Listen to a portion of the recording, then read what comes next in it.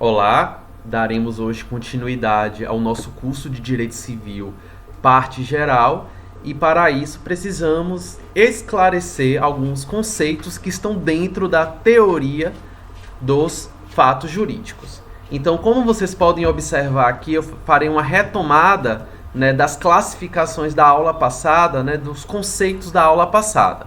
Observe que nós temos os fatos jurídicos, e os fatos jurídicos, eles estão divididos entre os fatos lícitos e os fatos ilícitos. Então, já de início, é importante dizer que um negócio jurídico, ele, para existir, ele tem que estar dentro do que se entende por lícito. Não há possibilidade de um negócio jurídico estar dentro do que se entende por ilícito. Caso isso aconteça, nós não teríamos um fato jurídico lícito. Então, o negócio jurídico ele está dentro da divisão de atos jurídicos lato sensu. Então, depende de uma série de situações para que ele seja considerado um negócio jurídico válido.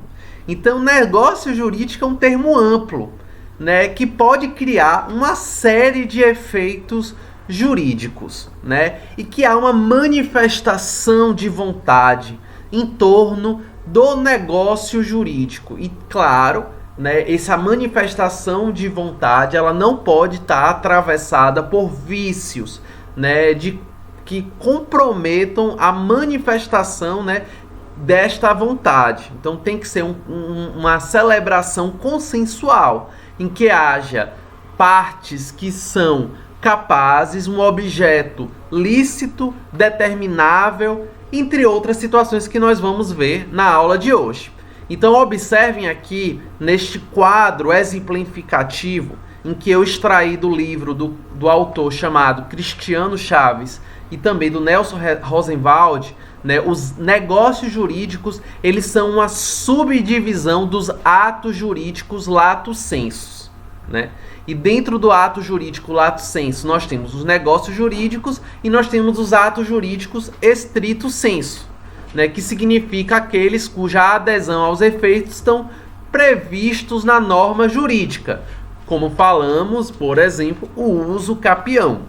O uso capião, ele é um ato jurídico stricto sensu, em que a sua prática ela não decorreu, por exemplo, de uma celebração de um negócio.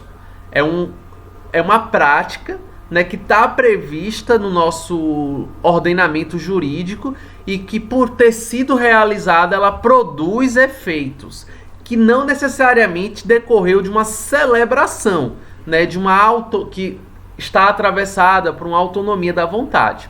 Então, adentrando aqui, é importante a gente observar o conceito de negócio jurídico. Então, o que é que consiste o negócio jurídico? Então, nós temos aqui o conceito que foi apresentado pelo importante civilista Orlando Gomes. Então, observem aqui. O negócio jurídico é toda declaração de vontade destinada à produção de efeitos jurídicos correspondente a um intento prático do declarante se reconhecido e garantido pela lei. Então veja a licitude, que precisa estar atravessada, é o pano de fundo do negócio jurídico, é ser um elemento lícito. Nós temos aqui um outro conceito do autor Azevedo: todo fato jurídico consistente na declaração de vontade. Então vejam que a declaração de vontade, de forma clara, não atravessada por nenhum tipo de vício, é fundamental para validar o negócio jurídico. Estou aqui apenas no campo do conceito. Aqui o ordenamento jurídico atribui os efeitos designados como desejados, queridos, respeitados pressupostos de existência, validade e eficácias impostos pela norma jurídica que ele incide. Então, nós temos aqui o conceito de negócio jurídico. Então, observem, para a gente avançar no conceito, no âmbito da introdução, é importante observar o que é que diz o Código Civil. Né? O Código Civil ela é a principal fonte da parte geral da nossa disciplina. Né? Aliás, de compreender esse instituto, porque o negócio jurídico é um instituto. Né? Um instituto que também tem previsão, né, que é o mais importante, na lei. Então, o Código Civil, de uma forma muito simples, ele não diz exatamente o conceito, né, do negócio jurídico, mas o que o torna válido. Né? O que é que torna válido um negócio jurídico? O agente capaz. Então, nós estudamos no primeiro bimestre quais são, né, os pré-requisitos para ser capaz. Temos o critério da idade, mas também temos outros critérios, né, que possibilita que uma pessoa exerça, né, dentro do que o ordenamento jurídico entende, a sua capacidade. Então, se a pessoa, por alguma situação, está com a possibilidade de manifestar a sua vontade comprometida, né, a pessoa está em coma.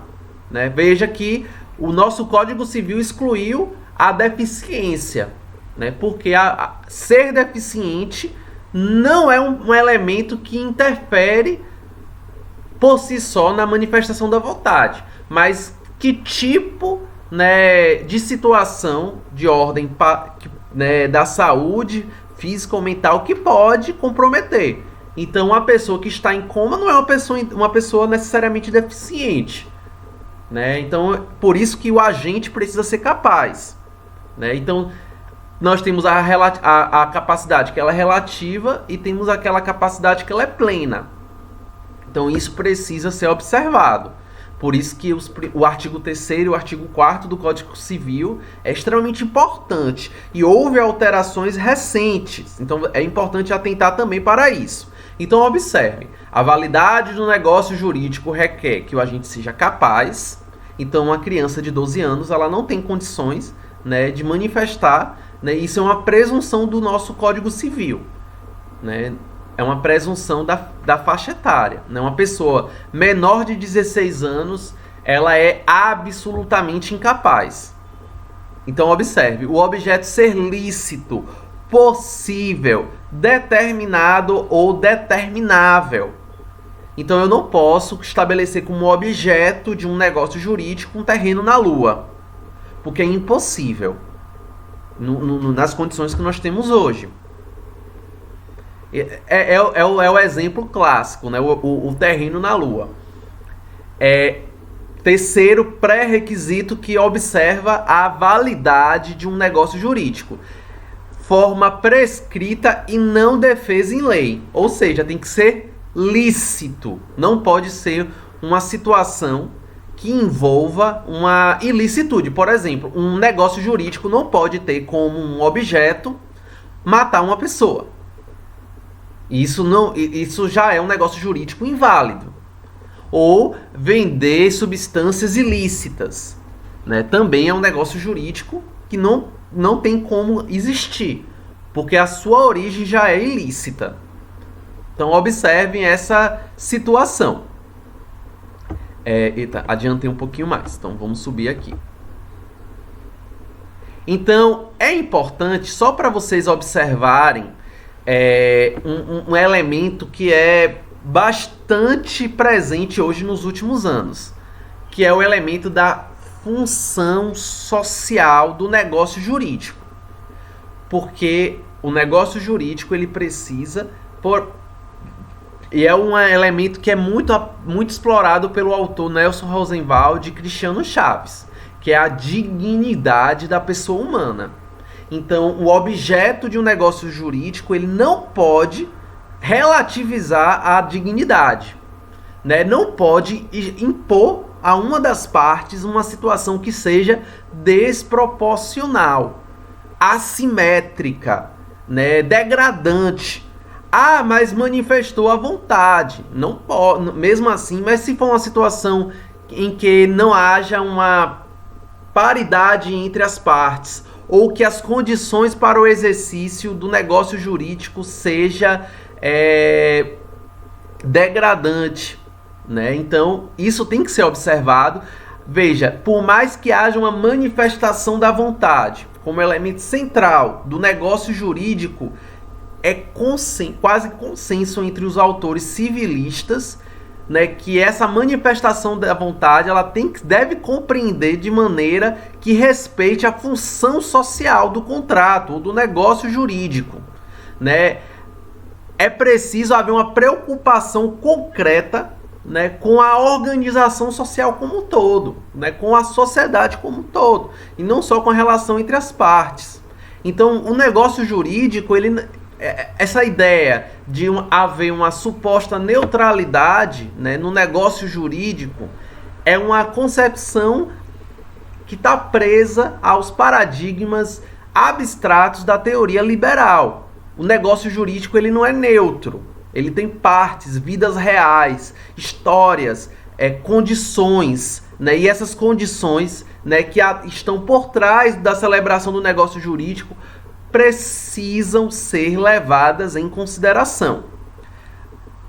A função social, né, ela observa as necessidades reais do seu tempo, né? E aí por isso que muitas vezes negócios jurídicos, sobretudo que são celebrados por meios de contratos de adesão, que é o que acontece basicamente nos bancos, em que você vai celebrar um negócio jurídico e a parte, né, não tem tanta influência nos termos do negócio que será celebrado, não significa, assinou o contrato, não tem mais o que questionar. Não é bem por aí. Porque se as condições foram condições que sejam degradantes, que condicionem enfim, situações que não são realizáveis sem que comprometa, por exemplo, a subsistência, a sobrevivência, né? Então, um contrato de adesão, ou como qualquer contrato, né, pode ser questionado, né, havendo aqui, né, um comprometimento da função social. Tudo no direito precisa estar cumprindo, respeitando a função social.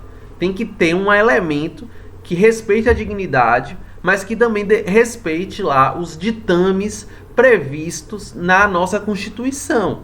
Então, a nossa Constituição ela veda, né, que as desigualdades sejam agravadas. Veda qualquer tipo, lá no artigo 3º da Constituição Federal, que haja qualquer tipo de discriminação de gênero, raça, origem.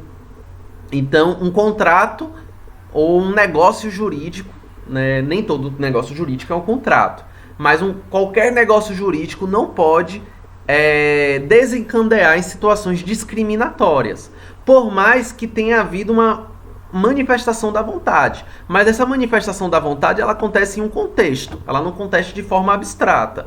Por isso que as teorias liberais clássicas não são suficientes para promover um acesso justo, equiparado, né, paritário entre aqueles que celebram, as partes que celebram, mesmo que sejam agentes capazes, né, mesmo que seja um objeto determinado, lícito, mas mesmo que essas condições que eu apresentei aqui, né, estejam todas cumpridas, mas se não há um elemento que dialoga com a dignidade, né, das partes que compõem o negócio jurídico, é possível vocês, como futuros advogados ou juízes, promotores, que atendam uma revisão do negócio jurídico.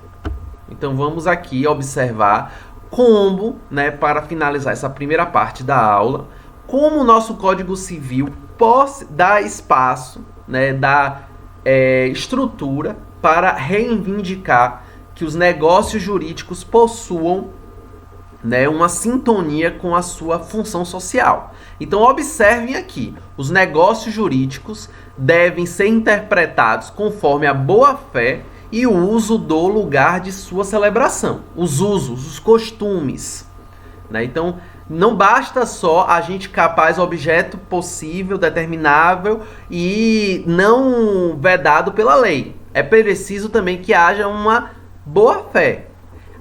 Observem, pessoal, que o parágrafo 1º ele foi acrescentado mediante essa lei aqui, a Lei 13.874, de 2019. Então, o legislador, ou seja, os deputados e os senadores, descreveram melhor o que consiste essa boa-fé.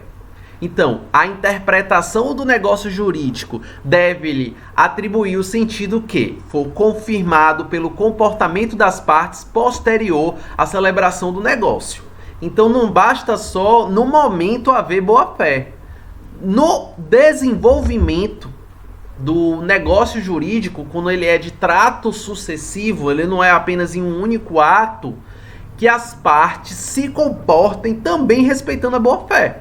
Então, se há uma relação de prestação, ou seja, depende de uma série de atos, por isso que pode se chamar trato sucessivo, o comportamento das partes também podem indicar que há ou não um cumprimento da função social. Corresponder os usos, costumes e práticas do mercado relativo ao tipo do negócio. Então também tem que ser observado isso, né? É uma situação complexa, né?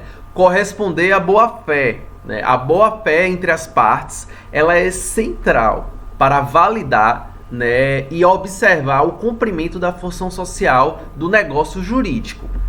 For mais benéfico a parte que não redigiu o dispositivo sim identificável, né? Então também tem que ser observado isso. Pode-se observar também qual seria a razoável negociação das partes sobre a questão discutida.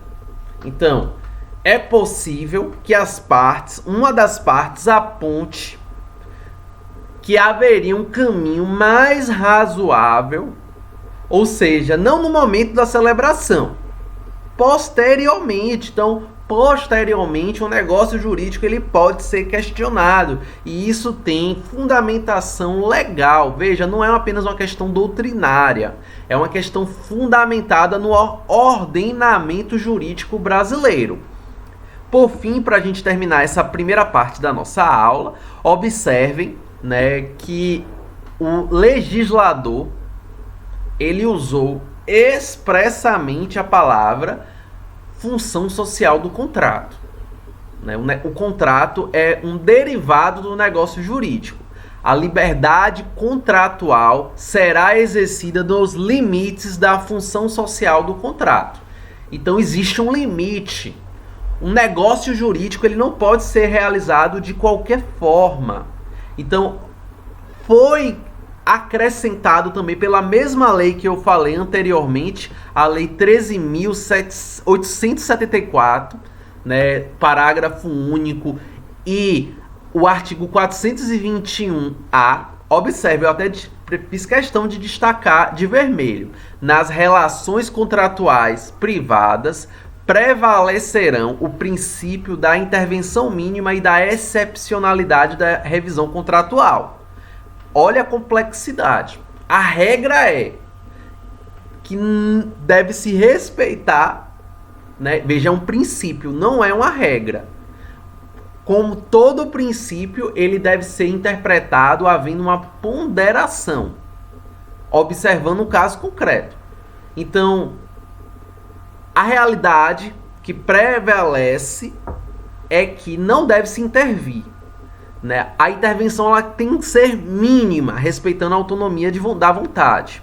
E a revisão é uma exceção, não é uma regra, mas é possível, né? Veja que eu destaquei aqui de rosa. A revisão contratual somente ocorrerá de maneira excepcional e limitada. Ou seja, um contrato pode ser revisado, mas é uma situação excepcional. E ele vai ser revisado caso, veja, os contratos civis empresariais presumem-se paritários e simétricos, até a presença de elementos concretos que justifiquem o afastamento dessa presunção, ressaltando os regimes jurídicos previstos em leis especiais.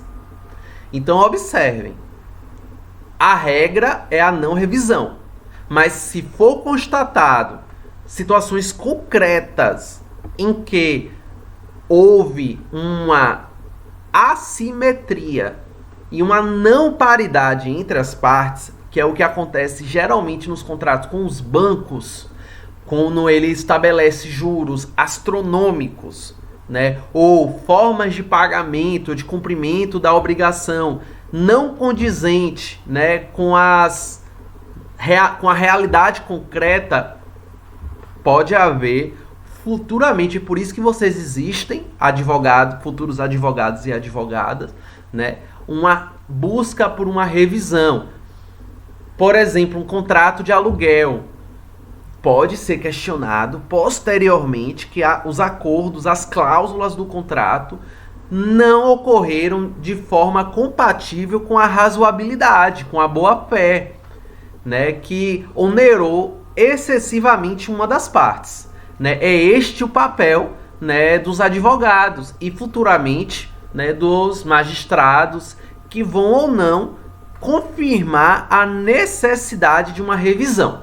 Então, na segunda parte da nossa aula de hoje, nós estudaremos as classificações dos negócios jurídicos.